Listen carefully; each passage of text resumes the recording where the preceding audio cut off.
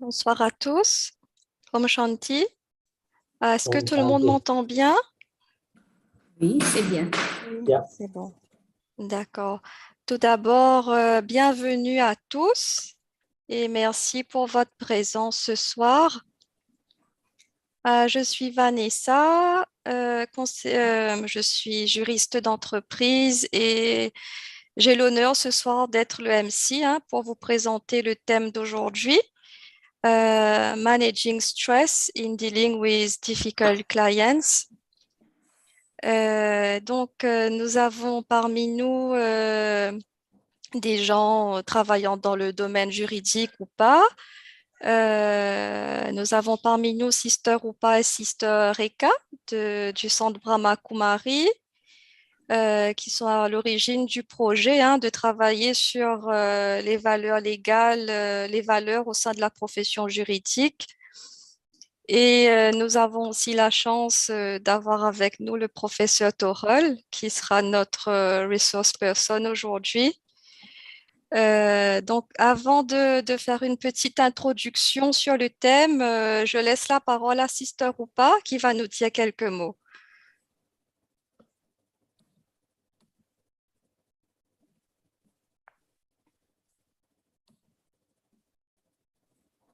Om Shanti. Om Shanti. Good evening to everyone. A hearty welcome to our dear brother, Professor Ved Prakash Turalji, and all our participants and the organizing team. It's really a great pleasure to be together and share ideas in all the different fields. So today we are with those dealing with law, and that is something very important according to time.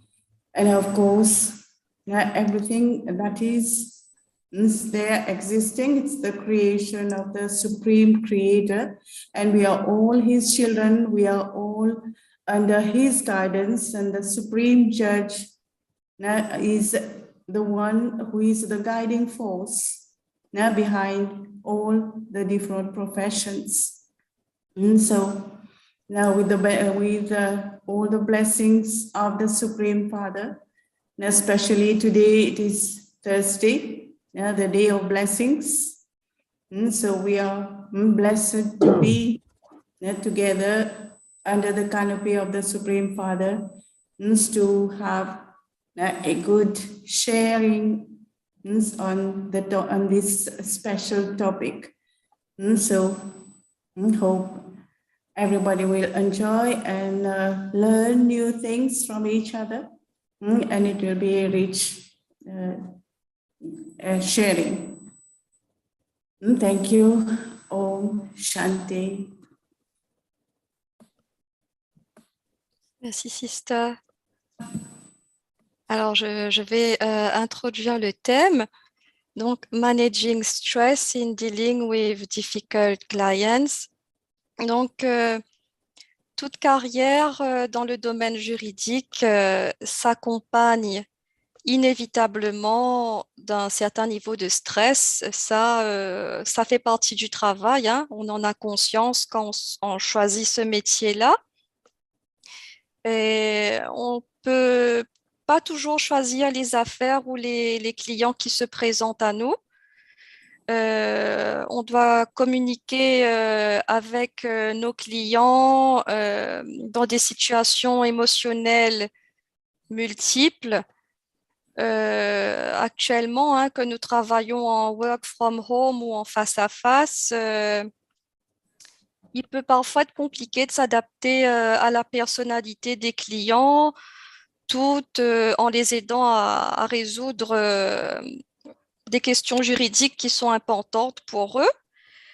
Et il n'est pas rare que les clients reportent sur leur avocat ou leur conseiller juridique leur propre stress personnel, hein. Donc, voici le cadre un petit peu pour le thème d'aujourd'hui. Comment gérer le stress face à des clients difficiles et stressés eux-mêmes, et comment la spiritualité peut nous aider. Et donc, on a la chance d'avoir le professeur Torel aujourd'hui pour être notre resource person. Il est professeur émérite en droit. Il enseigne actuellement à l'université. Et je suis persuadée que presque tout le monde parmi vous le connaissent déjà. Professeur, je vous laisse la parole.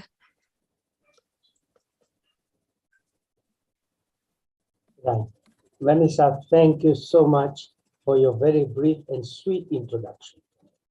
And I feel that there is a lot in common to share and to speak on issues concerning stress management in dealing with difficult clients. From the legal fraternity of which we all have been joined in, you correctly say, Vanessa, that we have got a professional relationship here between the client and the professional. In a very situational context we are talking, it's about a lawyer and a client relationship. How to manage stress whenever issues do arise in the client coming in front of the lawyer, and the issue is how to manage that conflict, to manage that stress. because I will try to bring a synonymous, a parallel issue, whether we call it stress or we call it a conflict. Whichever way, it is synonymous here.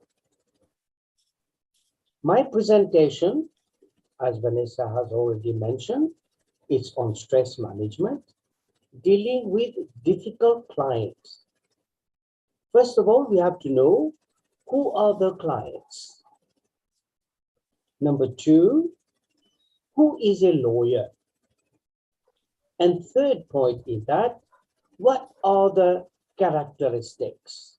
What are actually the picture that we know about difficult professional relationship between a lawyer and a client? What are the symptoms? What exactly would you describe that this is a stressful situation? Then next, we'll be talking about how to deal with these situations with difficult clients, how to manage that stress, how to resolve issues in a most convenient manner, in a most common strategy that we may adopt that will bring the issues in the fore. We'll try to understand the issues.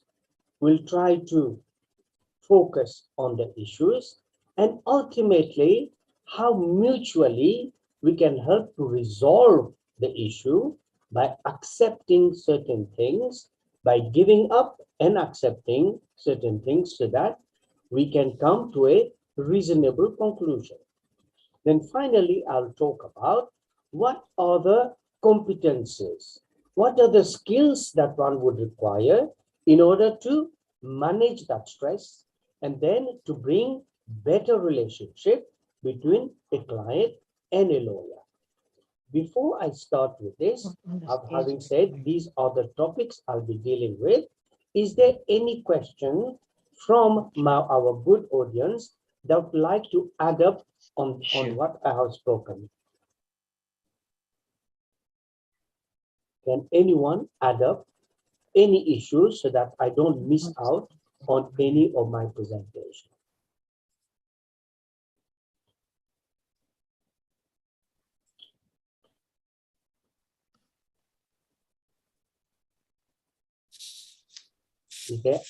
Is Vanessa, everyone okay? Ok, moi, c'était ça ma question. Quelles sont les compétences requises? Donc, comme vous allez répondre, c'est super.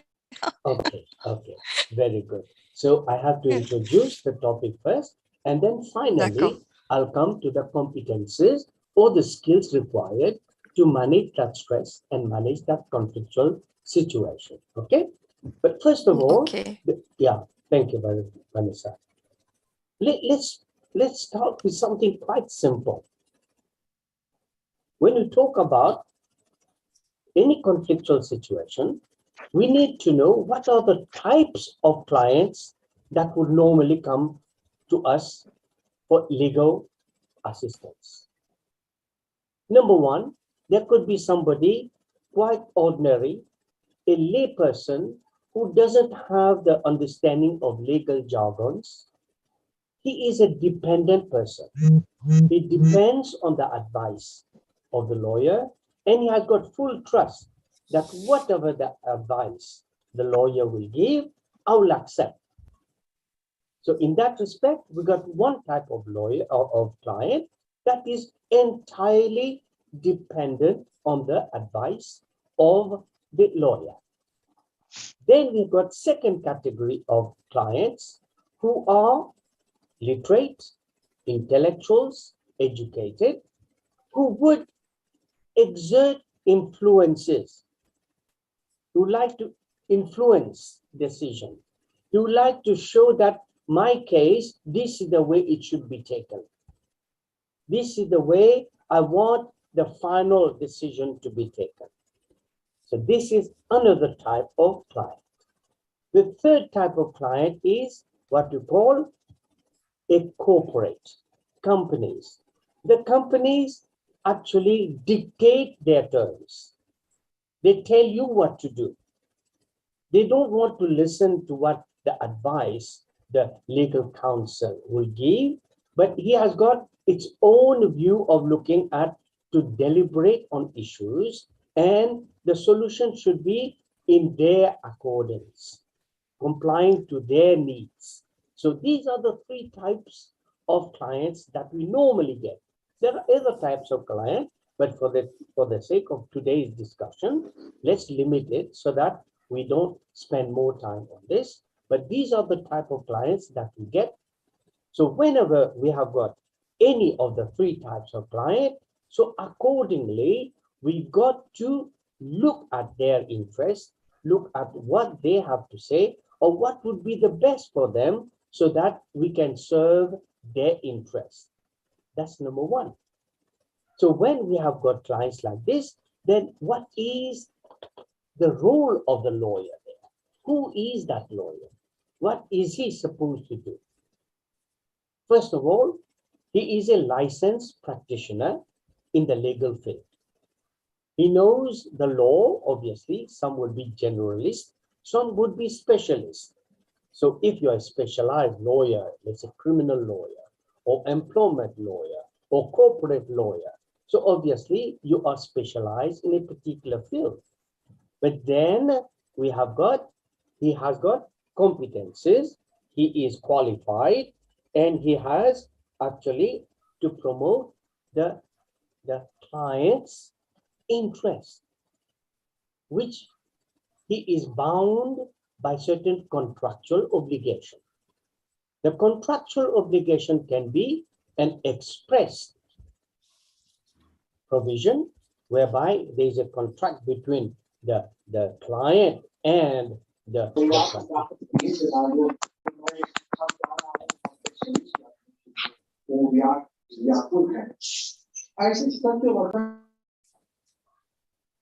sorry, there was an interference. Okay, so we have got issues like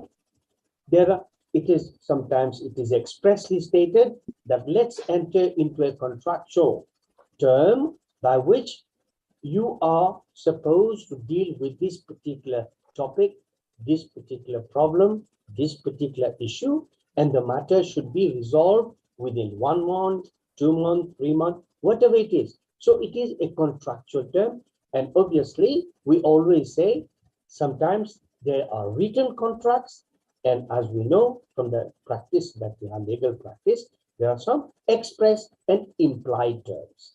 There are some verbal contractual obligations whereby maybe the layperson who is not in the competence to write up or to draft an agreement, but there is a verbal agreement between the practitioner and the client. So in that way, both are important. Whether it is verbal or in written form, both actually make the relationship being legally bound and contractually enforceable.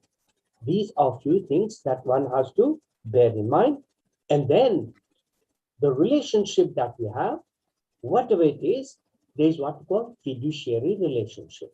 The fiduciary relationship is based on trust and honesty, that whatever there is in that relationship, it has got the base of mutually trusting and respecting each other. So this is briefly what about a client and the professional, a legal practitioner.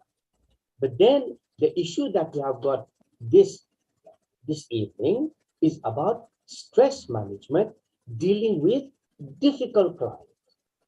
Now, when we are analyzing the generalities of how actually the clients behave, whether it is a layperson or whether it is an intellectual, somebody educated, or a corporate, we find difficult clients have got some very, very consistent,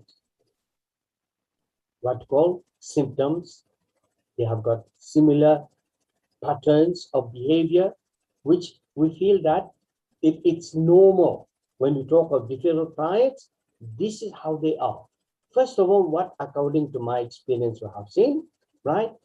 We find that by nature, they are aggressive. By nature, they are people who are always argue.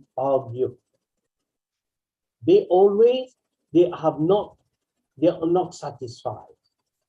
This is one thing that I have noted, that they become, by nature, they are less cooperative. They won't listen to the practitioner. They won't listen to the counsel.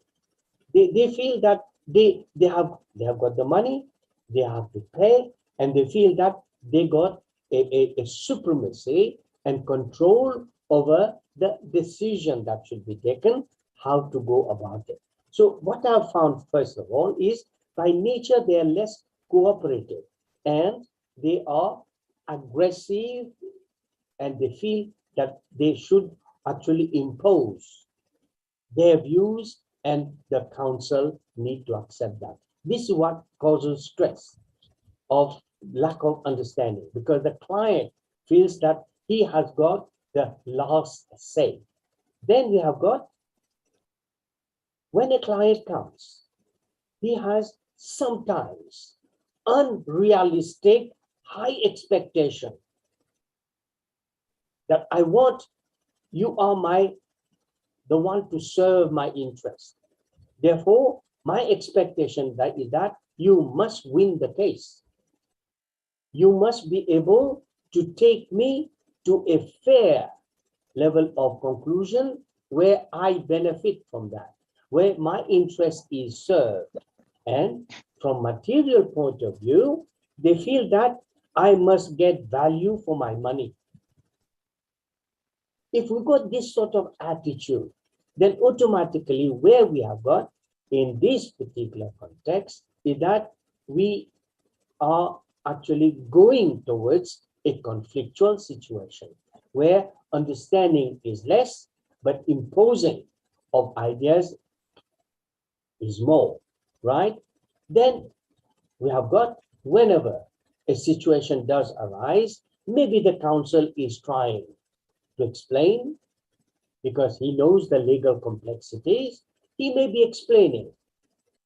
Is the client patient enough to wait, understand, give reflection to what is being said, what advice is being given?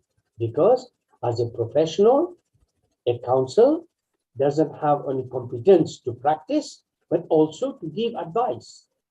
And in form of advice, I feel professionally and ethically, a professional doesn't need only to start practicing, giving high hopes of expectations of the outcome of the case. No, it is also start with an advice, advising the clients the pros and cons of the situation. The advice means that we got to balance views from the prosecution and the defense side. Both sides must be told.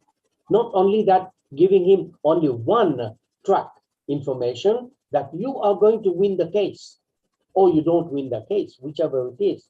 But a balanced view from the counsel is most appropriate as a professional and as an ethical practitioner, that the client must feel comfortable after giving both sides of the arguments, so that the client can decide after having been reasonably informed of the outcome.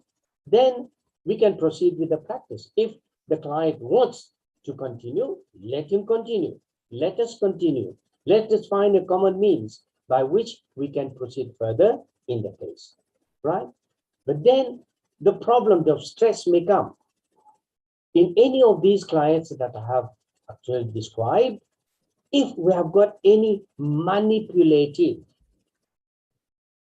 process, if any of the clients feel that I can manipulate, these type of clients, they feel that they are dictating terms to you, however unethical the case may be.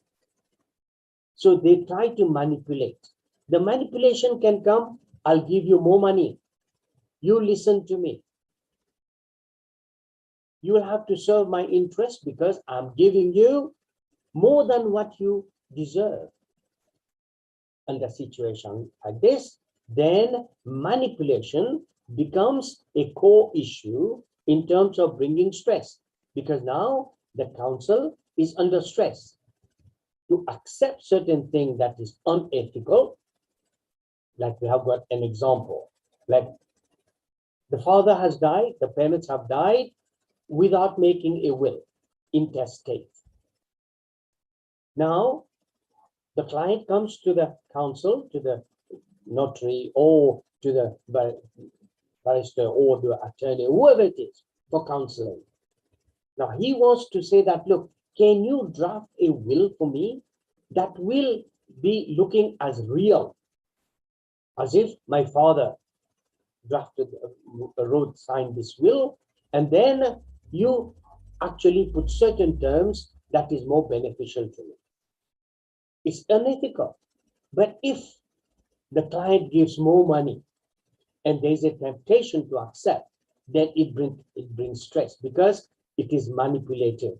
The client will try to see that if all the terms that he wants to include into the will be put there, and it will be to the detriment of others, and that will be unethical and a dishonest practice, and actually it's a malpractice. So this will bring a lot of disharmony in that professional relationship, and that causes a lot of stress. Obviously, this will be creating a difficult situation, which we are going to look at how to deal with this difficult situation. When we talk of manipulation, then there can be situation where if the council feels different or is what's called deviant in his professional practice, then he may be exploited after that. That exploitation is a very common issue that we found whenever the client has found the shortcoming, the weakness, the constraints of the council. You'll find that this is where he comes in or she comes in and try to exploit the weakness of the council. So as time is very limited, we can talk a lot about this, but then we go next to the issue what we'll talk. What we'll do? What is the next step to actually look at how to deal with difficult clients? That is an important issue. Having already stated that who are the clients and who is a lawyer and what are his professional obligations towards his client, I've already stated that, and I've already stated what are the difficult situations that may arise due to certain maybe lack of competence, lack of experience, or lack of wisdom to deal with situation like this, how to make situation comfortable, how to balance views. I have talked about these three issues so far, right? And now I'm going to deal with the difficult, how to deal with a difficult, how to cope with a difficult client. That is the main issue that Vanessa has actually introduced this topic. But before I come to that, any question on these three issues?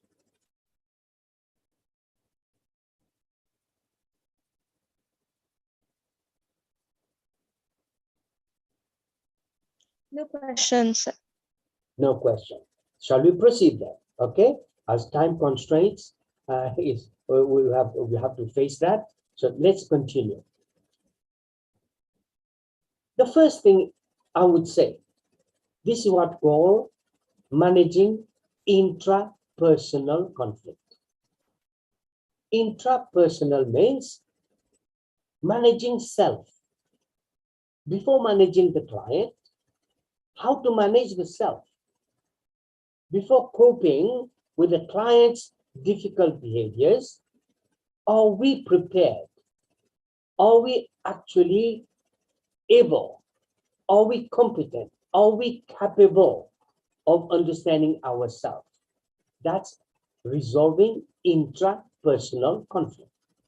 And that intrapersonal conflict gives us two various approaches, two different techniques. One is to alter our own pattern of reacting. Our own pattern of reacting. When we talk about our own pattern of reacting, which are those patterns we do? There are two approaches to that. One is reactive, other one is responsive. Two things. Reactive is that it's emotional bound. We reply, we have the tendency, is naturally that we feel that as soon as somebody has spoken, we are ready to reply without giving proper reflection. Listening is a very important skill, which I'm going to talk about it later. But at this time, we got to alter our pattern of reacting. Don't react. We have to be absolutely calm, very peaceful to ourselves, and ready to listen what are the actual issues that the client is trying to draw our attention. We have to look at that first. Then secondly, we remain calm and rational. That's very important. That's the very beginning of how to deal with difficult clients. First of all, have an intra-control, which is obviously we are having our own way of looking at things, that will be more to remain calm and rational. Because as an intellectual, we have got many important skills that we got to develop, right? Which we are going to talk a little bit later. Whenever a client comes in front of us, Vanessa has said it very correctly that they have got issues. They are not pleasant issues. There are many unpleasant issues. They are not happy situations. They are here coming with the idea of putting a formal litigation process on the move. That's what they have. Number two, many of them, especially the layperson, the common people, they are very fearful. They are afraid. They are not confident that I'm going to see the lawyer, what the lawyer will say. I'm not conversant with the court processes. I don't know that. Everything seems to be very ambiguous, confusing. They don't know anything.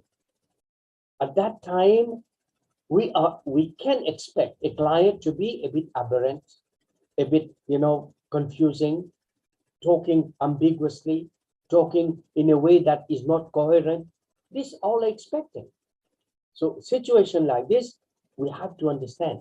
First of all, try to look at the nature of the client. Try to look at the mental disposition of the client. Try to understand, use the psychology to such a way that, we understand the other party first, right? Then we can proceed. Because you'll find that in emotional state, they'll be telling a lot of stories that are incoherent. And in that incoherent story, only a counsel with a judicious mind, with a person having a judicial independence in thinking, would be able to thrash out to say that these are fiction, these are facts. And how to make facts become relevant to the issue, try as much as possible, apply the wisdom and the intelligence to move out from what is fiction. And fiction is mostly very emotional, very irrational. So these are things that we need to build up our competence to be able to first listen patiently, listen reflectively to the client, and then try to find out which are the material facts and which are the fiction. Once you have made that difference, you'll find the bare facts will be in front of you. And you'll find there's a solution in the bare facts, not in the fiction. Because then in the fiction, there's more reactive impressions. In the factual side of it, there's more rational. So between rational and emotive thinking, we got to find a just milieu, something that is, we can actually find a balanced view. That's what we have to do. The next thing is that whenever the client comes, we're trying to cope with the situation, to cope with his emotional outburst maybe, but then we have to observe certain ethical rules. Many times, I've seen that clients, women especially, they come before the council to be advised on divorce cases. What are the professional boundaries? What are the responsibilities of the council in regard to the, most probably a pretty woman or a non-pretty woman, whichever it is, but it's a woman in front of me. What are the professional boundaries? Will my emotional, maybe I have also got a divorce case in my personal life. Will that affect my views, my interpretation of facts? Would I just go and be empathetic with the problems of the client and say that, yes, I know what you're going through. I know this is the way we are going to do. These are personal matters that is sipping into the professional activities, which we are going to avoid at all costs. So we have to recognize our professional boundaries and responsibilities, okay? And also to see that we do not allow uncontrollable emotion to prevail under any circumstance. We should not. We should always be very, very clear in our approach to see that emotion does not prevail in any circumstances. And then we have got, if you feel ethically that the client, whatever is advising or suggesting or trying to manipulate or trying to exploit the situation, are we strong enough to say no? This is very important in ethical boundaries, to say no, because not every case is can be won by a client. Let's understand the realities that the client can come with the idea that my case is very strong and I want the council to win my case and to be successful. There's no guarantee. The guarantee is that we don't know where the truth lies. Truth have got a very, very elusive interpretation. The truth can be from the prosecution side. That's one aspect of truth. The second aspect could be the defense. That's another aspect of truth. The third aspect of the truth is what the judge will find what is truth. But what is the ultimate truth? This is spiritual connotation, which we got to go beyond all this. But then what we find is when we have to talk to a client, don't give expectations, because this is what will create a lot of stress. The expectation, don't worry, we are going to win the case. So what is the variable factor that determines this, I'm going to win the case? Is it the material gain that I'm expecting from my client, or is it the seriousness of the core issues or the validity of the core issues that are in front of us? Either way, we got to weigh it very well, which is actually the way to move forward, so that to reassure the client that your case is being handled professionally, ethically, and it has got its own merit. Case has to be decided on merits, not on fiction, but on facts. So how are we competent to actually see to it that we advise our clients in such a way where we can say yes and no very confidently, very competently, and with a capacity to influence the decision of the client. Now we got, finally, what are the skills? This is what Vanessa is very interested to know, that what would be the skills that we require to manage that stress, especially with difficult clients. The skills are that, first of all, what we need is reflective listening. Reflective listening has got to have some competences. The competence is that, number one, is the physical part of it.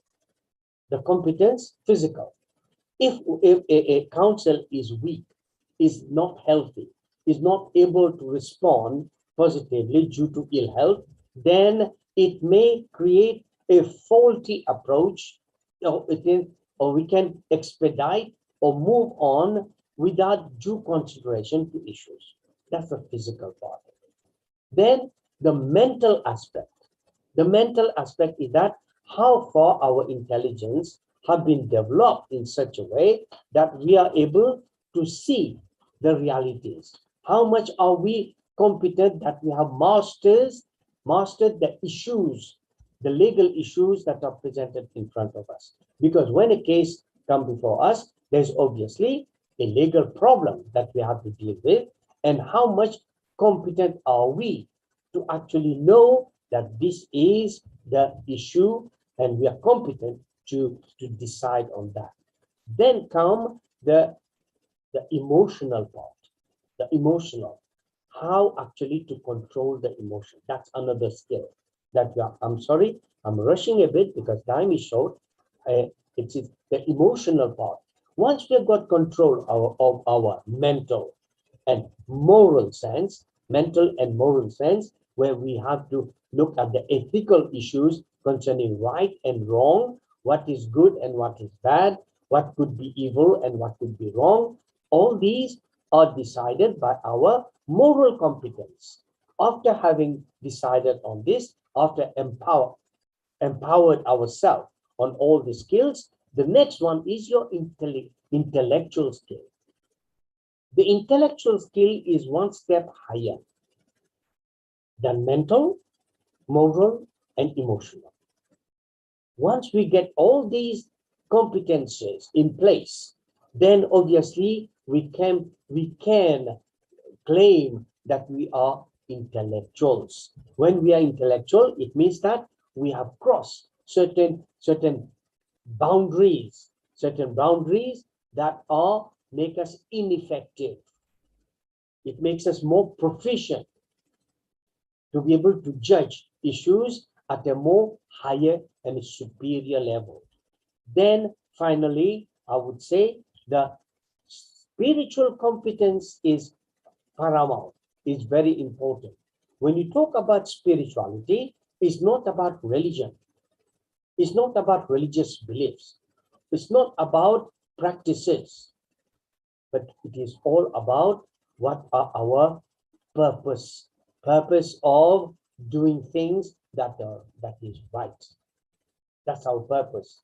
That's number one. Number two, spirituality also brings what we call meaningful relationship. Two things are important. Ultimately, when we are dealing with stress with our clients, taking all these skills into consideration, the final in the hierarchy is our spiritual skill. That spiritual skill will try to give us a better edge to see things above. That's what we have said, that Stephen Covey has said, the third alternative. Stephen Covey has said, if there are situations like this that are stressful, let's go to the third alternative, which is beyond two competing interests. Let's look at the interest that is above all the common interests. So at this time, when we have to deal with a difficult client, it's more about our intrapersonal conflictual status. That's what we have to see. try to control, try to empower ourselves first, right? Every client who comes is a challenge, is a positive challenge. It's a challenge that we need to take and accept it and acknowledge. Once we have got into that level of thinking, that strength of character in us, then I'm sure that we'll be able to manage the stress that will come on us or out of difficult clients. And as I can say finally, that clients are not difficult. It's our understanding that is difficult. It's our way of looking at it is difficult. It's the way we see, we perceive things is difficult. We are not able to control our emotion. Then I would say that clients are never difficult. We are the one create situation that makes it difficult.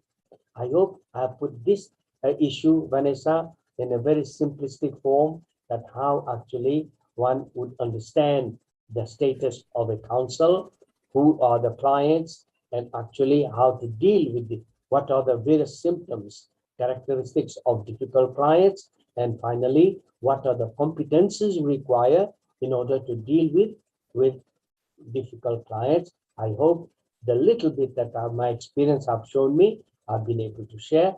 I thank you all, Vanessa, Behenji, and all, for giving me, and all the good participants for listening to me. That's very kind of you. Thank you so much.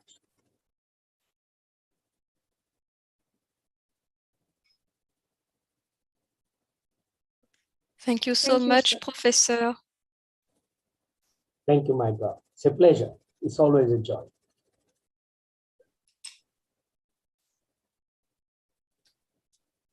Any question?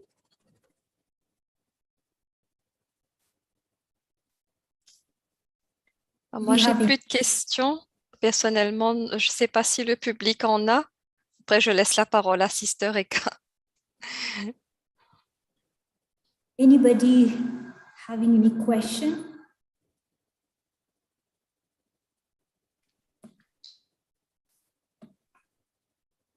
I have got a question to Vanessa. Did my presentation satisfied your search for the truth? Yes, really satisfied. Bien mieux que ce que j'ai pu trouver sur Internet, etc. Votre expérience peut pas être comparée à ce que j'ai pu trouver. Thank you. Thank Merci you, my beaucoup. God. Bless Merci. you. I bless you.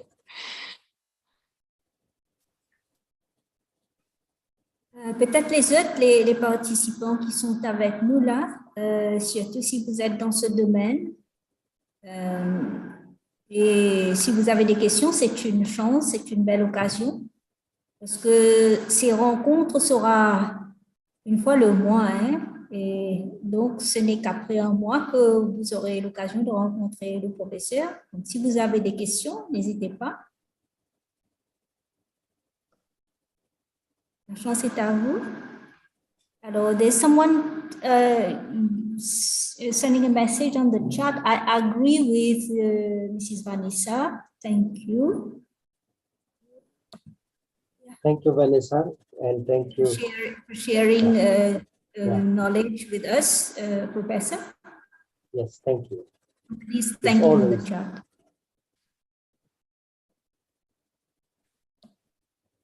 I feel always grateful and appreciative of all of you, and especially Vanessa, for asking such a very pertinent question that gave us a lot of ideas how to actually move into understanding human relationship and difficulties that we may face in our profession. Thank you, Vanessa. Thank you. So maybe there is no question from the audience, or we keep one more minute. If anybody would like to type their question on chat or just open their microphone and put their questions, you're most welcome. This is your time, question time. I know Professor's presentation has been so explicit, so clear. No clouds, all the clouds have gone, everything clear. But then I also understand that when things start getting clear, then more and more responsibilities come upon us because it's, comme on dit en français, la balle est dans notre camp maintenant. So Yeah. it's, we have to play the game, the ball is with us, and there is work to do. And yes, we've studied in that field, and we are in the field in that profession. But I believe that as it is in all profession, we have to keep growing, keep learning, keep working upon us whilst working with clients. C'est pas seulement le travail qu'on fait avec son client, mais c'est encore plus un travail continuel avec le soi. C'est une occasion, moi je pense, de pouvoir travailler plus sur le soi lorsqu'on a des clients difficiles ou une situation de challenge. C'est une occasion, une opportunité de se replier sur le soi, de travailler plus, comme le professeur vient de dire. J'ai bien noté le emotional control, le spiritual skills. Bah, ça va pas, c'est pas quelque chose qu'on a sur Internet. It's not something you'll find on the Internet. It's not something you'll find in your, study books you studied in the university. This is your own study. This is your personal study. And I believe that this is where spirituality helps. And I thank Professor for making it clear that spirituality is completely different from your religion, your faith, or whatever, religious or faith you belong to. It has to do with you. It has to do with your inner self. It has to do with your managing and controlling and mastering your emotions, your intentions, your thoughts, your creative power. It's your relationship with yourself, and of course the relationship with the Creator. It has to do with your inner life, and somewhere, not only in this profession, I feel that somewhere in all professions, we need to give more and more importance and maybe a little more time in our life to that part of ourselves. Because I know life is so hectic and we have so much to do with the family, profession, that we hardly find time for ourselves, that inner self, that the one I have to address, and which is the basis of succeeding in what I want to and achieving what I want to achieve in my family life or in my professional life. But unfortunately, very little value is given to that part. And I feel the message today is it's time now, if we really want to give our best wherever we are, family, social, or wherever, if we want to give our best, we'll have to make time for the self. And that is what we call at the Brahma Kumaris spirituality. And I thank Bhaiji for making that very clear to all of you. So I won't take more. Behenji, can I just half a minute to explain one thing that is technical, and obviously for Vanessa and all those who are in the legal profession or not, to understand that the skills I've talked about is obviously there are 3 skills, which because of time constraint, I didn't say that, not explain a lot. One is the emotional intelligence, which everyone knows about it. Then there is, whenever a client comes, the social intelligence, to what actually the social status that person come, different clients. And thirdly, which is a new concept, is called cultural intelligence. The cultural intelligence is, we are a multicultural society in which different cultures would come, and we need to address those people in the culture to which they are very comfortable. Please take careful of that. So this is also some of the competencies that one would require to understand oneself first, and then address the issues in front of the client that is before you. Thank you, Behenji. Thank you, Baiji, for making it clear. And I also understand that the most important skill would be the spiritual skill, where you're aware of what you are inside and what you're doing, and what inner competencies, spiritual competencies you're using to deal with the client, deal with the case. Yeah. So thank you so much, Professor, and thank you so much, Vanessa, pour la partie animation de ce programme ce soir. You have been so good, and Professor, you have been so professional in presenting to us the clear picture of the relationship between the council and the client. And I hope that all those who joined us on Zoom and are watching us on the YouTube are taking much benefit. I invite you at the end to join me in a few minutes of spiritual practice, which you may take away back home and use it wherever you feel that you need some more time with yourself. So we'll initiate you to a short meditation that will help you understand be in touch with your spirituality, how we make the journey to the spiritual self, and how we develop all these competencies and all these virtues and all these inner powers that Professor has been talking about, which we would need in the professional field.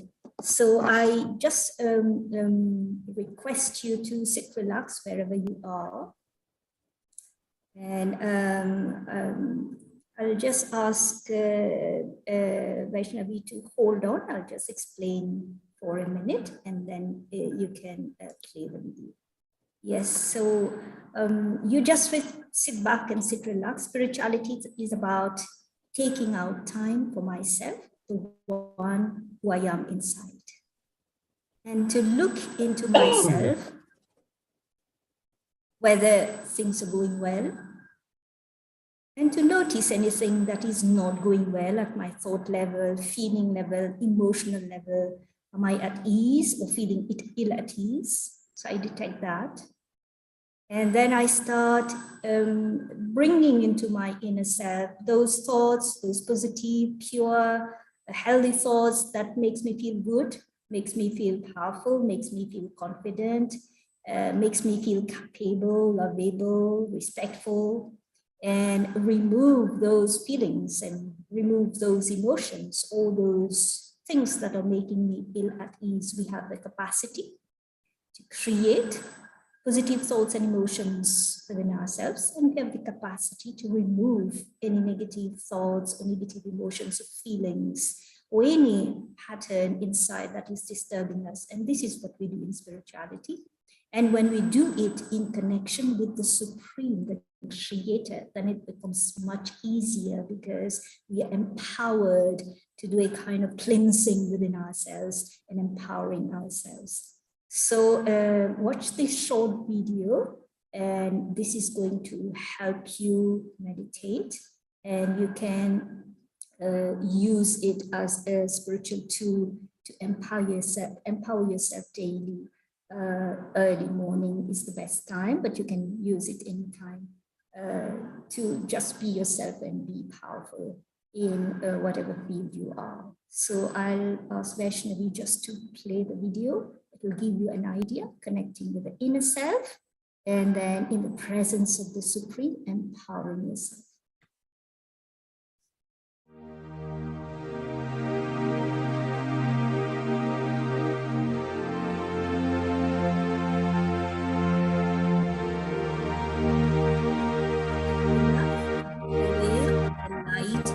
Light of life, all the soul.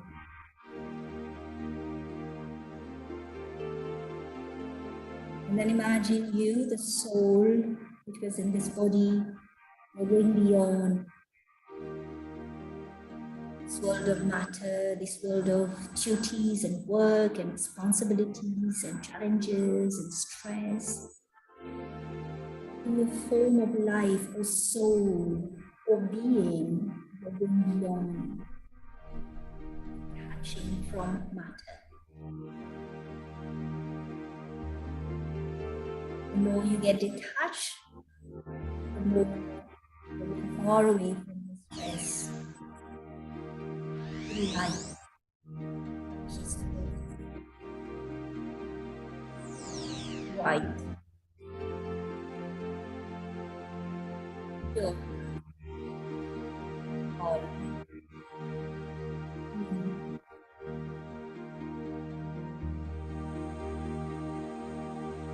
I'm now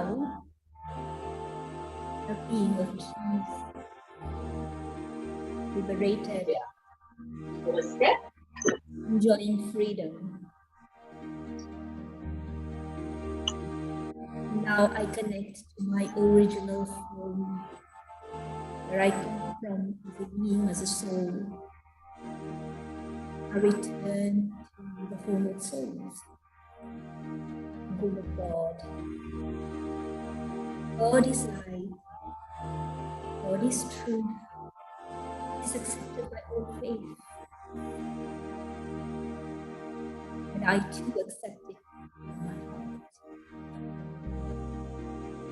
So I, the inner being, the life, the spirit, I reconnect to the Supreme, the Creator, the Almighty, the ocean of peace and love.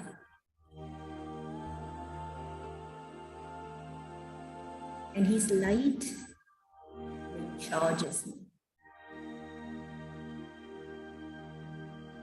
I am now connected and in union with the light of God, and gently getting recharged with His peace, with His power, with His calm, with His strength, with His intellect. I'm getting filled with His goodness,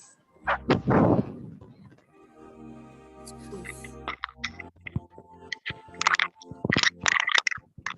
and peace. I take a long breath through my nose and absorb divine peace into my inner self, my spirit mind. And allow God's peace to enter my mind, my heart, and fill my whole self, my whole body. My mind is peaceful and my body is calm.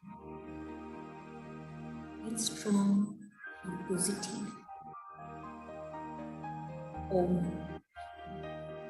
I am peace. Thank you. Now you can open your eyes if your eyes were closed, and you can move the body. Thank you, Vaishnavi.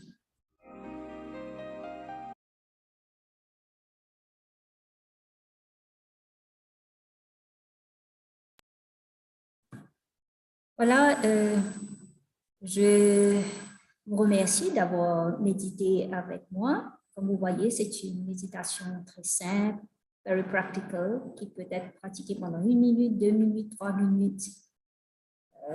As you wish, as much time you have. Early in the morning is best, parce que ça recharge notre intérieur.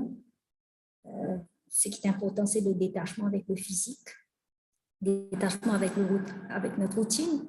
Et ce détachement permet une clarté d'esprit, une liberté à l'intérieur de nous pour pouvoir être ce qu'on voudrait être et pour pouvoir donner le meilleur qui est caché en nous, pour se recharger si on ne se sent pas assez compétent ou capable. C'est une occasion de se recharger pour pouvoir mieux donner pendant toute la journée. So I thank our professor, I thank Vanessa, and I thank all of you participants on Zoom and YouTube for being with us. And I hope that this session has been very useful to you. And if ever you're interested to develop your spirituality and learn meditation, please contact us or contact any Brahma Kumari center close to you. This will be a monthly meeting. We meet the last Thursday of every month with a different topic connected with the legal field. So we are meeting now next month, the last Thursday. Of course, we'll be sending you invitation a week before with the links and the topics. And we have already a short list of interesting topics regarding the legal profession. If ever you would wish for us to take, or professor to take up any topic, please feel free to share it with me, share it with us, and we are going to do our best to share with you the wisdom and the wisdom and the skills you need to make yourself at your best in that field. So thank you very much, and meet you next month, last Sunday in the month of March, and we'll be sharing with you the invitation. Those who have registered online, we have your contacts. For those who have not registered but just joined, but would like to be part of this monthly event because you belong to that field, please feel free to contact me. Vaishnavi, can you on the chat box put my mobile phone and email address for everybody who would like to keep in touch? Then we'll be sending you invitations. Thank you very much. Om Shanti.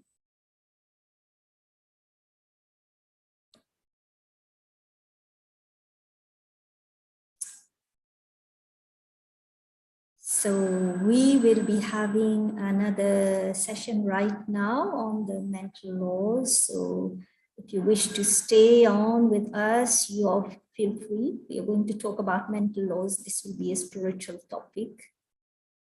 So Vaishnavi has put on the chat my mobile number and also my email, Vaishnavi, if possible. And you can take note and contact me if you want to be invited for our next event. Pour ceux qui veulent rester avec nous, il y a une deuxième session qu'on va enchaîner avec sur les lois mentaux, the mental laws, the 8 mental laws. So if you wish, you can stay on. And welcome to those who have joined us for our weekly sessions on the mental laws. I just started a minute. I open my presentation.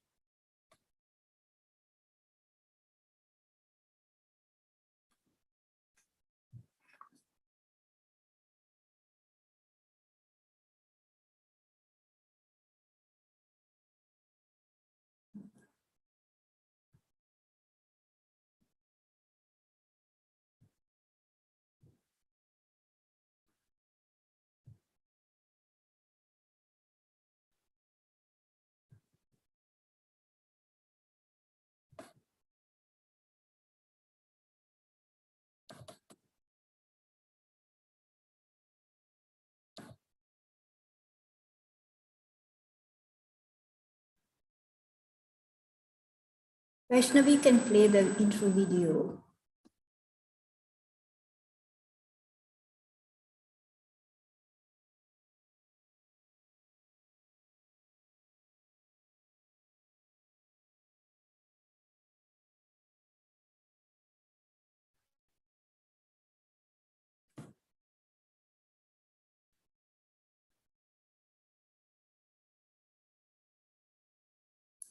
Yes.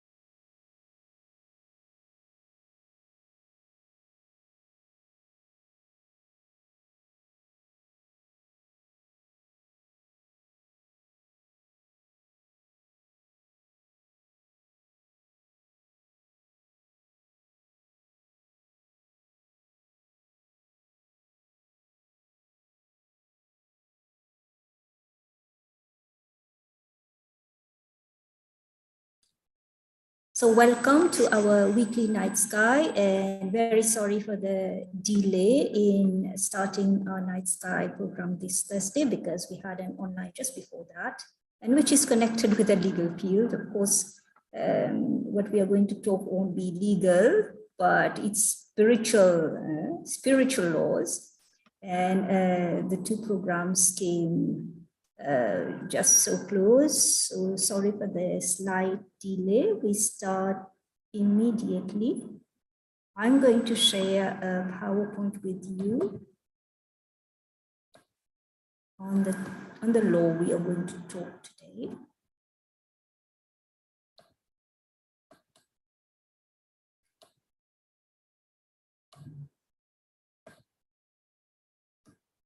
So can you see my screen? Dites-moi s'il vous plaît si je peux trouver l'écran là. Oui, sister. Merci.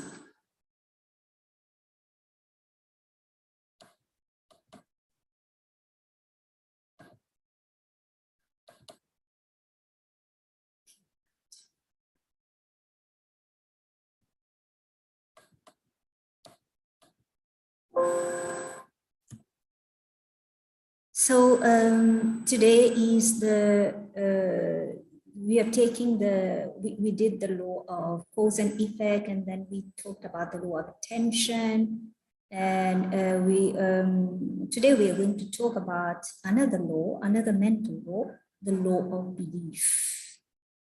La loi comment on va dire ça, la croyance. La croyance est quelque chose de très très fort qui anime et qui guide notre vie à chaque instant. We all have beliefs. We have belief systems, things we believe in, things we don't believe in. And here's a beautiful thing that explains to us what that law of belief tells us. So this law tells us that whatever we believe with feelings becomes our reality. Whatever you believe with feelings, you believe it with your heart, that becomes your reality.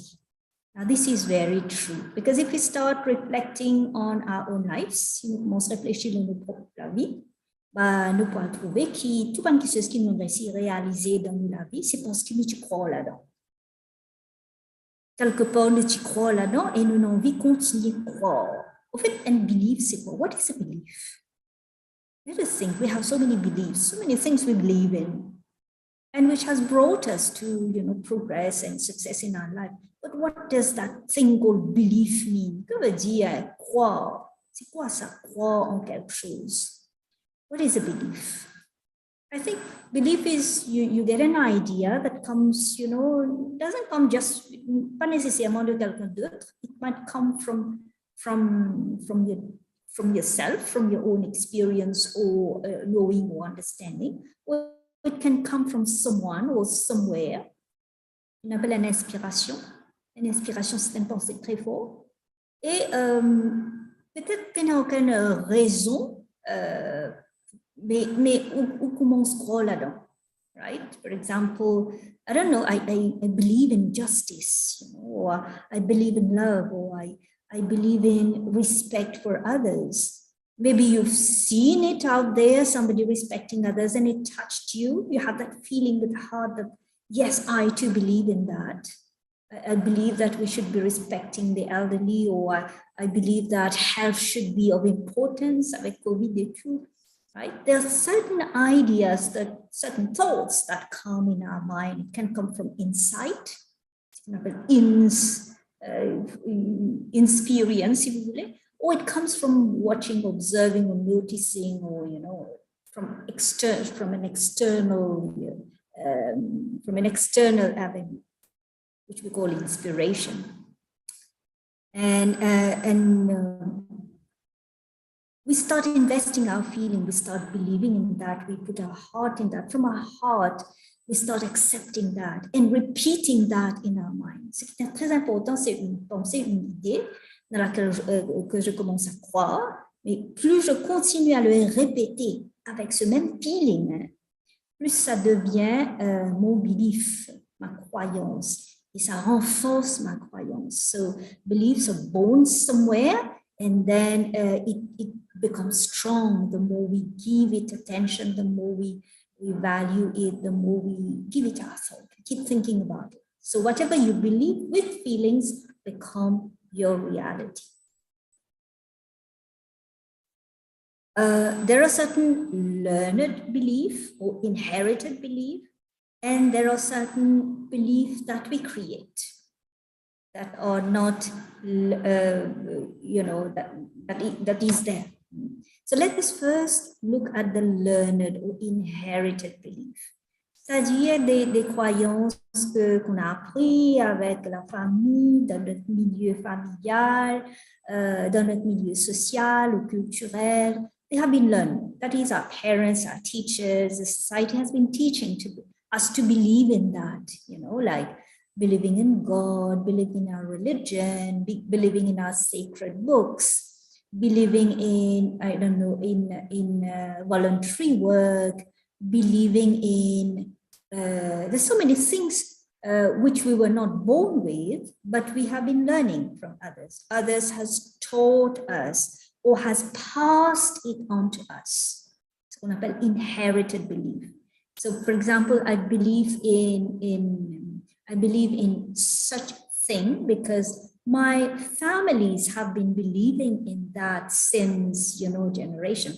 For example, for the new year, all the family should come together on that day of the 1st of January, because that has been, something I inherited from my, ancestors, from my grandparents and parents. So it has been inherited. Donc, il y a des beliefs qui sont learned or inherited. It passes on from one generation to the other, and we carry that because we believe in that. But we should be very careful that there are certain beliefs which are fatal beliefs. Des croyances qu'on nous dit fatales. Fatales dans le sens qui, au lieu de sa belief, là, il y a un nouvel progrès, un épanouissement, les capables, limite où, les capables, empêcher de gros, les cas empêcher de gagner succès, les cas empêcher de ouverture qui peut ouvrir des bons goûts. Donc, les cas créent une limitation. Alors, donc, faire attention, pas tout belief qui est correct pour amener un progrès et non pas belief qui est capable de limiter ou bloquer ou empêcher ou aller en avant. Ça, c'est quelque chose qui nous a watch out and address it. It can't be left there. Alors, some of the examples, this is just some of the examples. Par exemple, un étudiant qui apprend à l'école, il finit ça dans la tête, sa belief là, qui, moi, pour réussir dans mon academic studies, moi nul dans l'étude, ou bien moi nul dans maths. Si on connaît un professionnel, il finit mettre ça dans la tête, ben, ça c'est pas un travail qui pour moi. So I'm not good enough. And if you keep repeating that in your mind, it's an idea in the midst of a situation, and then you keep, telling yourself, or you keep feeding that idea, I'm not good enough in this job, I'm not good enough in this milieu, I'm not good enough in this profession, I'm not good enough in this, in this affair. Then if you keep repeating that then, it turns into a belief, but a belief that is going to limit you. Or I can't paint, or I can't meditate. Si tu mets dans la tête, jamais on peut méditer, ben là, il y a personne au monde qui peut faire méditer. Because you limited yourself. Why? Because you created, or maybe you learned or inherited such a fatal belief. So take care of those beliefs that limits you.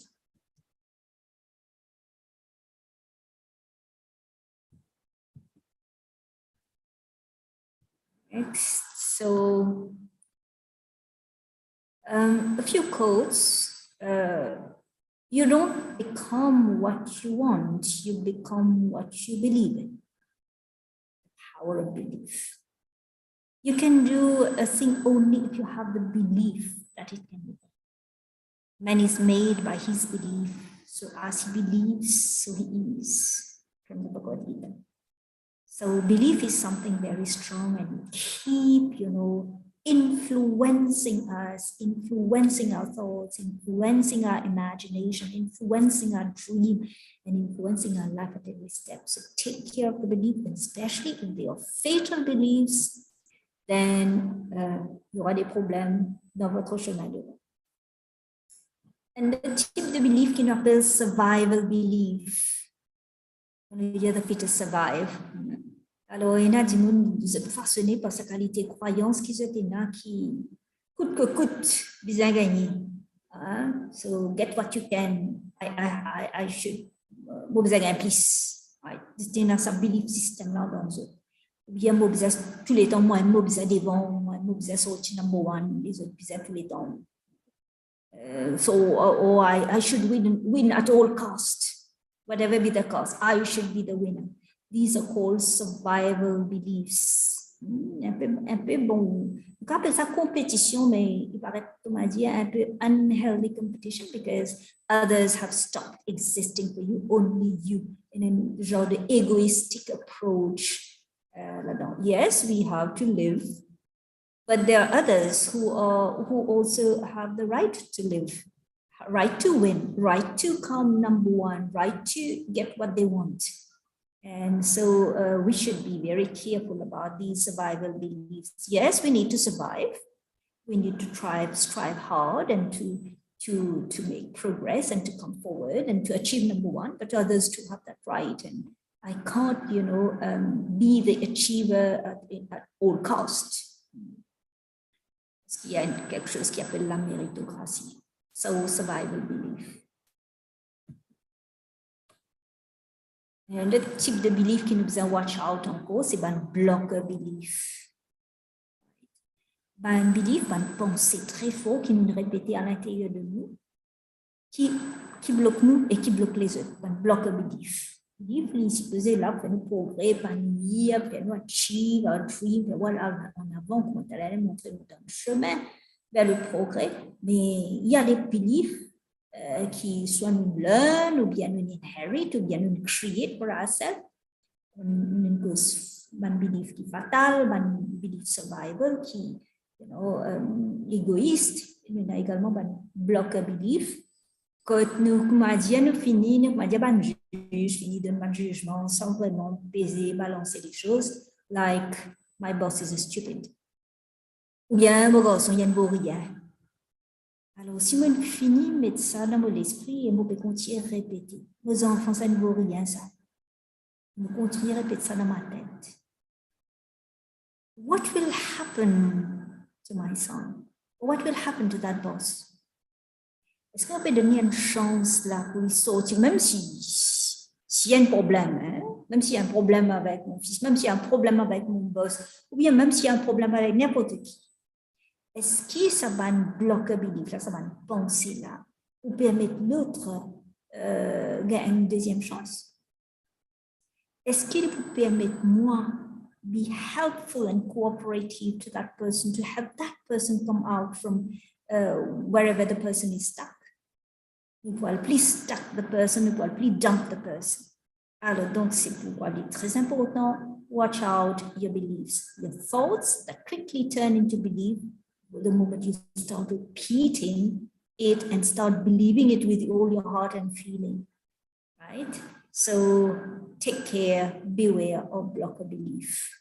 It can, it can be harmful to you, and it can also be harmful to others. It can block you.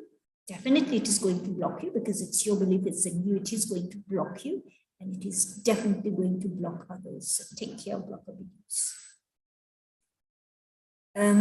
What is encouraged in spirituality is created beliefs. Beliefs that empower you, true beliefs. Beliefs that things you believe in, things you that empowers you, that empowers others, things that brings you hope, things that bring hope to humanity, things that allow you to want to give your best in whatever the field you want to give your best. So these are called created. It's not inherited, it's not learned. Ne veut pas dire que tout ce qui nous apprend les fatales, les blocs, nous, non. Il y a des beliefs, bien sûr, qui empower. Mais fais attention, tout ce qui nous hérité ou bien tout ce qui nous donne pas nécessairement les corrects. So always question those beliefs that has been carried forward to you, right? Always question. Some might be very empowering to you, others can block you, can be fatal to you, can be, fatal to others. So take care of those inherited and learned beliefs. And the best thing would be create your own. We're all creators of thoughts, and we can make those thoughts into very strong convictions and beliefs. It's a created existent belief. And I'm sure you have plenty of such beliefs that you created. They are your own creation. And they have allowed you to exist, to be who you want to be and do what you want to do. And you've been successful in that. So they are the true empowering belief. They are the true beliefs and they are empowering. Now, I invite you to a short reflection. And if you can grab a notebook or just a sheet of paper, fresh sheet of paper and a pen, just to note a few things, because I have to look into that law and look into my life, how this law of belief is affecting my life or influencing my life in a positive or negative way. And I have to put my life correct. I want a life that is empowering. I want a life where there is progress. I want a life that is bringing me happiness and joy and contentment. I want a life that is worth living. And because life is so much based on belief, I have to review my belief system. And the short reflection is going to help you observe yourself inside. What are those beliefs that are helping you to grow or that are blocking you? And it's good to note them down, because then later on you can work on that. And beliefs, because especially beliefs, they are created. They start with a thought and they are created, they are built. So we can change those beliefs. That is not a problem. As we create belief, we can also alter belief or change belief. And it just requires some time and some volunteer, some willingness to do it. So the first reflection, what empowering belief do you have that have helped you get where you are? Tu as une croyance très très forte, tu es dans haut et doit arriver que tu es aujourd'hui. Ou es-tu si tu es aujourd'hui parce que tu crois dans quelque chose, dans qui tu crois. What empowering belief or beliefs do you have in you, it's in your heart, that has helped you get where you are? Peut-être tu crois dans le sacrifice, tu crois dans le hard work, tu crois dans ses parents, ou bien ou crois dans les enfants, mais qui c'est empowering belief qui est là, qui aide à arriver aujourd'hui. So just note down that belief. No need to note down the question, but just note down that belief or those beliefs empowering that has helped you be where you are today.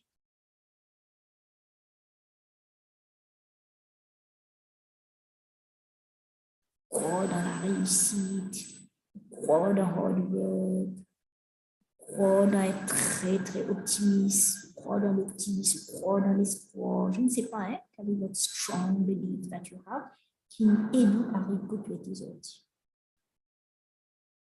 At least try to pick out one of those beliefs.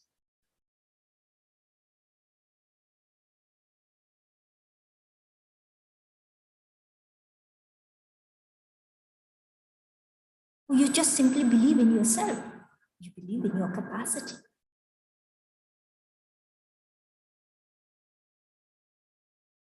Today, I'm a successful parent because I believe in this capacity of mine. Or today, I'm very successful at my work because of this belief. Or I'm a very successful husband or wife or parent because I believe in this. So what is that one empowering belief? Just note it down. So now we leave the empowering belief there. We come to limiting beliefs. One belief qui n'est pas correct, besoin change. On appelle un belief qui est fatal, qui limite ou, qui bloque ou, et qui bloque les autres. So let us think about our life and think about those beliefs that you might have that could be holding you back, qui peut empêcher ou aller en avant. C'est une croyance qui est là dans où, qui peut limiter ou et qui peut bloquer ou puis empêcher ou aller en avant. Qui peut bloquer. What is that one fatal, self-limiting, blocker belief within you that could be holding you back, not allowing you to move forward?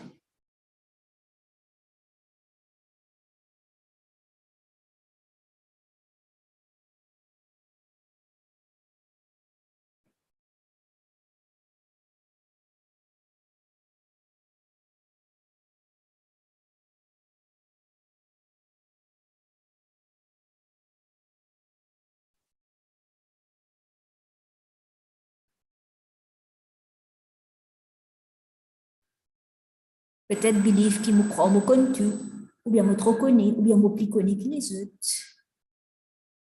On peut dire pour moi, hein, chacun peut pour lui.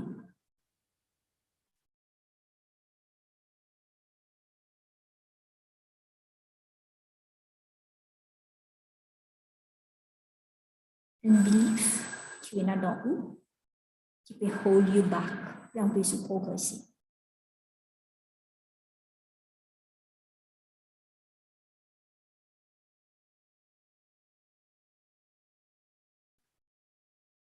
Quand un belief, ben, moi, ça même pour réussir dans la vie. Bien, moi, comme ça, même moi, je ne peux pas changer.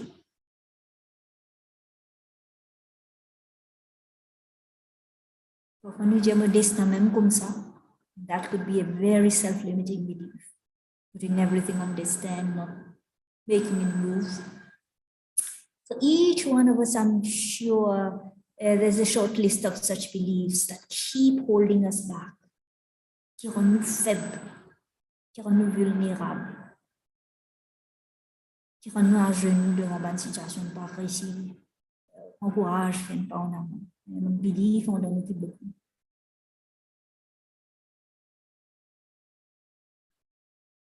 Like I'm not educated enough, or I'm a woman, or I'm not skilled enough. I don't have enough money. I'm poor, I'm rich, whatever. And I'm sure you've been able to jot down at least one such limiting belief that is holding you back. We move to the next. Imagine that, in un petit faute de frappe là, au lieu de your, j'ai tapé you, mais lisez comme your.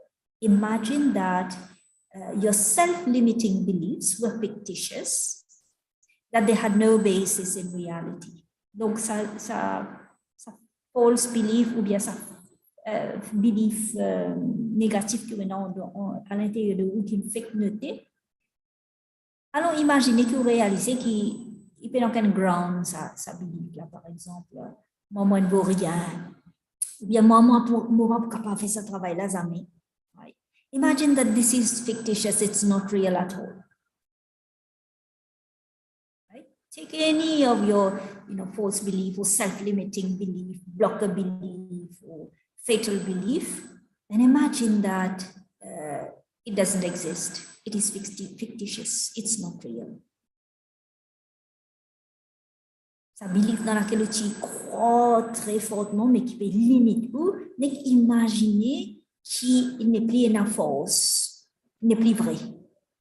Par exemple, si tu écris dans la liste de one fatal belief, croyance fatale qui jamais suis capable de faire ce travail-là. Imaginez que sa belief là, il faut totalement, mais dans quelle réalité là-dedans. Alors, donc, si fictitious, une fiction, une imagination n'est pas réelle, remplace-t-il par quelque chose de réel. What changes might you make to that belief? Par exemple, si on écrit I can never do that job, or I can never do that work. And imagine that it is fictitious, it's not real. Ce n'est que l'imagination. Et on a la chance de remplacer. Quel bon changement tu as envie de mettre dans sa belief? What changes might you make to that belief? C'est pourquoi j'ai dit, c'est bon si vous l'écrivez. Quand vous écrivez, il est plus facile à la même changement. Par exemple, si vous l'écrivez, moi, jamais je ne peux pas faire bien en maths. I can never be good in maths. Vous connaissez quand c'était ça un bloquement dans mon vie. Laisse-moi imaginer que c'est quelque chose de faux. A belief, là, c'est une false belief.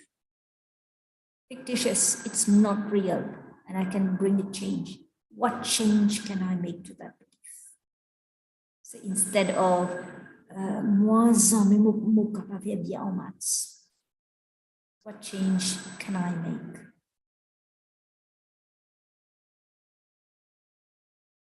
It can be, I think I can do something with my maths. So I think I can put more effort in my maths subject.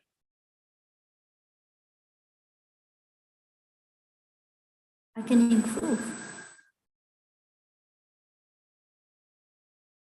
Ou bien, pourquoi me c'est mauvais dans maths? So try to bring that change to that limiting belief. Because it's fictitious, it's not real. Imagine it's no more real now for you. À l'époque, peut-être c'est réel pour vous, c'est n'est pas réel. Donc, petit changement qu'on a mis dans sa belief là. Reframe that belief. Ça reframing là, ça c'est au belief ça. Ça c'est au true belief. Ça c'est ce qu'on crée. Pas ce qu'on a hérité ou bien ressorti, qu'on a accepté. Mais là, on peut créer. That's your belief, that's your truth. Okay? So the last reflection, what are the 3 true beliefs which are the basis of progress in your life? Qui 3 vraies croyances qui ont déjà dans la vie ou bien on peut envie de créer là, qui promènent un grand progrès dans la vie? What are the 3 true beliefs which are the basis of progress in your life? Maybe they already exist, or maybe some exist and you want to add up to this. Or maybe now you want to reframe 3 true beliefs in your life, which is coming from your heart and which is going to take you very far in your life. So note down 3 true beliefs. Parce qu'on apprend, on hérite, on est capable de ça aussi. Si on est dans la vie, surtout quelque chose qui vient de vous. Parce que vous êtes un créateur. Ou qui crée la vie, ou chemin, ou destin. So what are the 3 true beliefs, which is the basis of your progress in your life?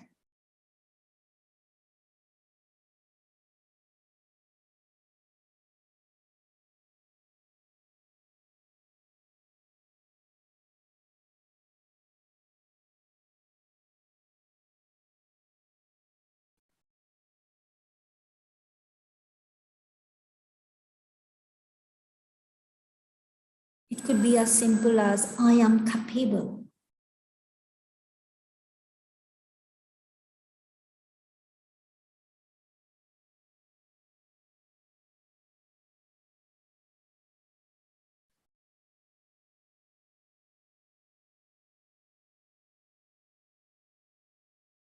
Or it could be for my family, it could be je crois dans ma famille et je sais que les choses vont changer dans ma famille, dans mon milieu familial. Or I believe in my husband or my wife, things like this. Or I believe in my studies. I believe I can do better in my subject or at school or university. So 3 true beliefs, maybe they're already there, but note them down. Or maybe I have to invent or create true beliefs because there has been limiting beliefs too much in my life blocking me. I want something new now. I want progress. So 3, I believe in hard work, or I believe in my friends. I believe in team spirit, whatever. I believe in life. I want to believe in others.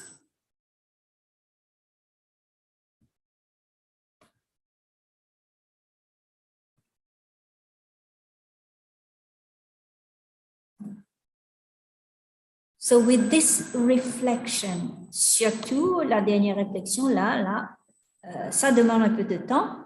Moi, je donne peut-être 5 minutes, mais on va le faire justice, vous connaissez.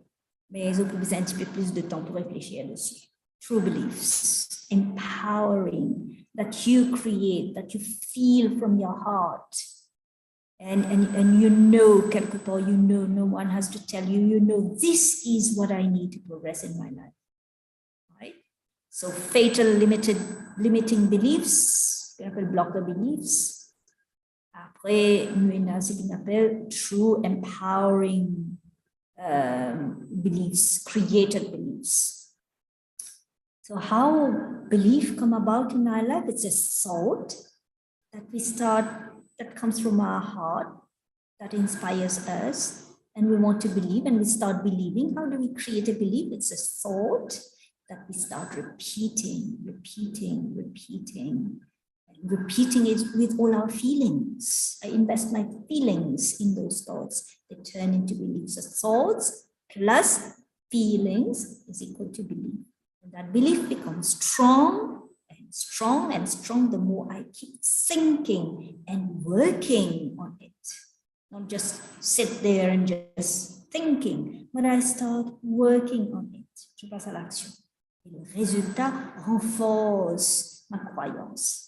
So I apply that, I put that into action, and the result that it brings, the reward that it brings, enhances and empowers that belief. So we make those positive beliefs more and more powerful, and so they help us more and more to progress in our life. So remember the word believe, c'est pas seulement un mot sur une feuille de papier, dans un dictionnaire ou bien sur mon internet. C'est quelque chose gravé dans ma vie et c'est quelque chose qui façonne ma vie et qui va façonner mon destin.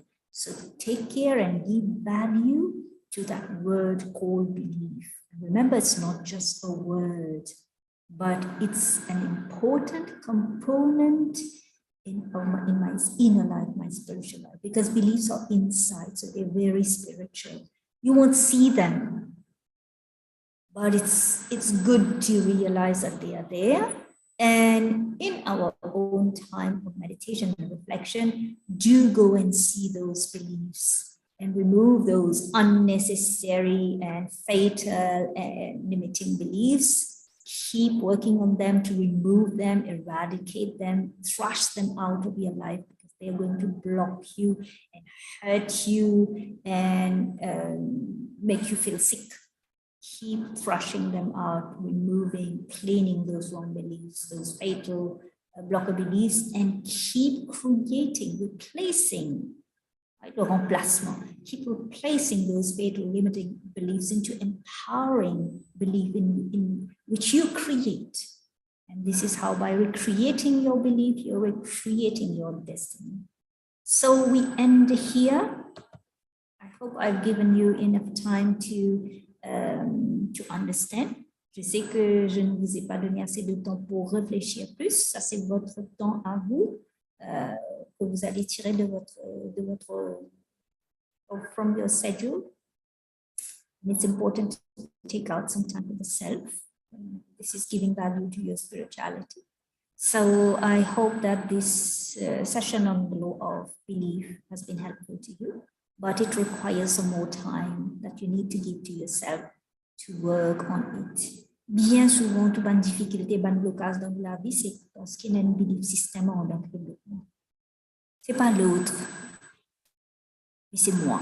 Et moi, besoin de guetter dedans, et moi, besoin de révisiter et réinventer mon belief system.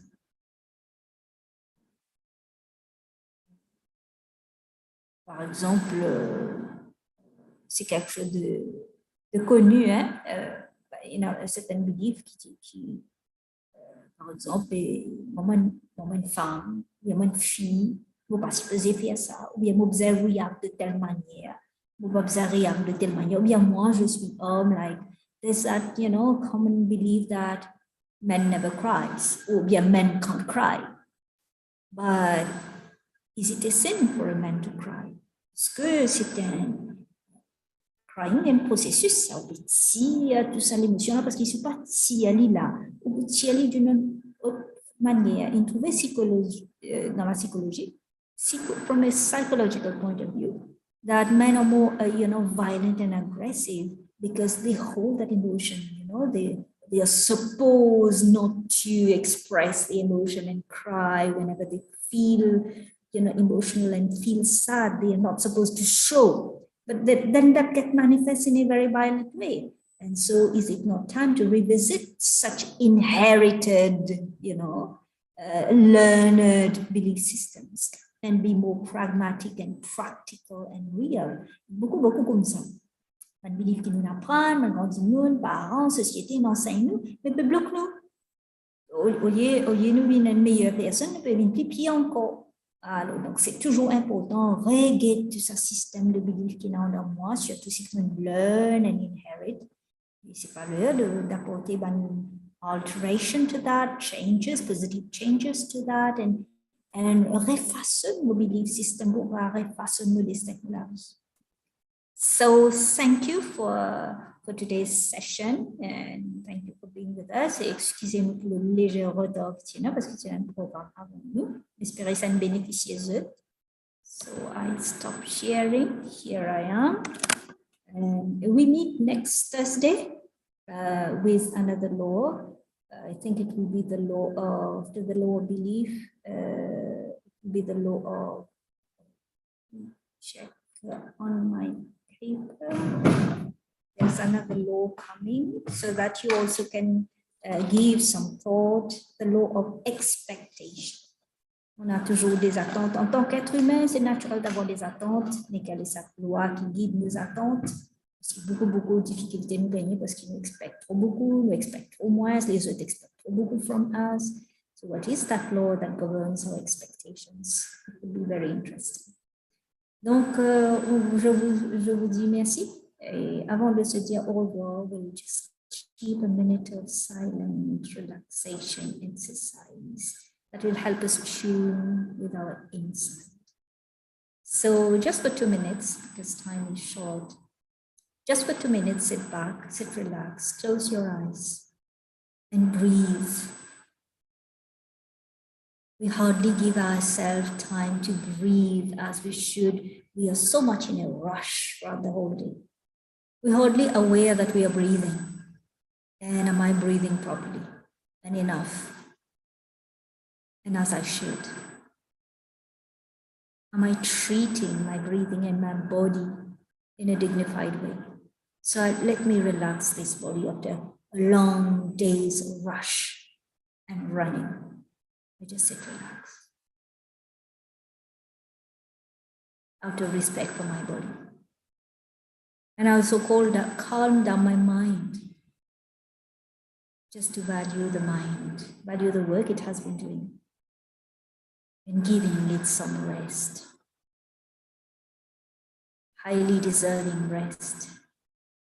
I feel my body at rest, and I feel my mind calm. And I observe my breathing. I make it long and deep. I breathe in and out. I blow it through the mouth. I breathe in peace. Imagine peace entering you, yourself, your body, your spirit, your heart, your mind, your cells, and blow out peace. Imagine peace has taken the form of some light, some golden light. And as you breathe in, that golden light of peace is entering you and your whole system, giving peace to every part of your being. And then as you blow out, blow that golden light of peace and share it to the whole universe with the wish, let the whole world be peace. So breathe in peace. Take in peace. Je laisse cette paix s'installer. And then I blow out peace, sharing it to my family, my country, my world. I breathe in peace. Laissez installer la paix en vous, la tranquillité, c'est de l'or. And blow out peace. Breathe in peace. And blow out peace. Okay. Now relax. So thank you so much for all of you for being with us for this law, the series of laws of life. And today we talked about the law of belief, très important. Next would be equally important, the law of expectation, la loi des attentes.